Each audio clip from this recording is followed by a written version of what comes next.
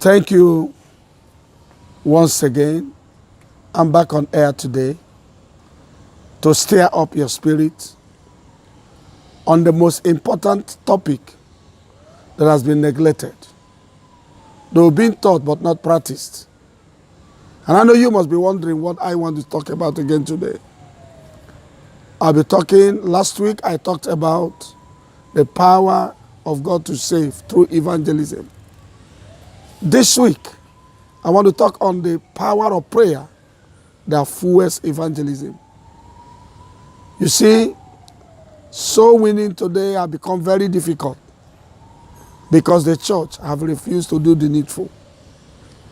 The church claims to be praying, but you can see, amidst all the prayers, so little have been achieved in terms of soul winning. I want to let you know that if the church for who Jesus died for must win the required soul needed by God for which He kept us here on earth, we must return back to Gethsemane, the place of prayer. A little song we used to sing as a young Christian. I was told in that song that Jesus started with prayer and that He ended in prayer and still continues in prayer. Today we see a church wrapped up in all manner of activity, all manner of programs, entertainments here and there. When it comes to praying, which the Lord Himself requires, when He looked up and He said, I see the field very white and ready to be harvested. Child of God, can you look around your corner? See the field is ripe? And Jesus, with a broken heart, said to us, we must pray to the Lord of harvest, that He will send in laborers, because the harvest is truly ripe.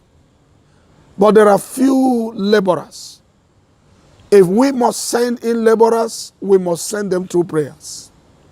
If laborers must be willing to go, we must make them willing through prayers. But you see today, don't we have vigils? Don't we have personal prayer meetings?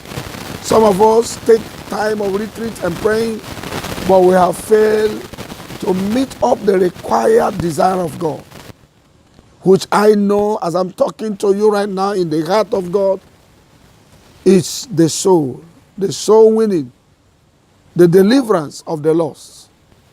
You can imagine how important it is to Him. He said, pray ye the Lord of harvest, that He might send in laborers. So if we don't pray, laborers won't go. If the laborers must go and be willing to go, we must go back to the place of prayer. So many years ago, a man called Charles Finney, we closed down a nation or a city by the power of prayer through the knees of Father Nash. And history has it that the ministry of Charles Finney ended when Father Nash died praying on his knees. Cities like Scotland will close down. Hotels will close down. But today we are praying, and yet there are so much atrocities, killings, destructions, because the church has failed to pray. A praying church is a conquering church. A praying Christian is a conquering Christian. A praying people is an overcoming people. The Lord knows the need for prayer. And that's why even right now while He's on the throne, the Bible still tells us that He keeps making intercessions for us. I do invite you, child of God. There's a need for prayer warriors around the world to come together and pray for the souls of men. And I'm inviting you wherever you are. You can take once a week. You can take just 5 minutes. It can be 10 minutes of your time as a tithe to pray for the mission field. If you can't go, you can send your prayer for those who are laboring and working for the salvation of men. Thank you very much as you come and join the praying force for this end time harvest. See you next time. God bless you.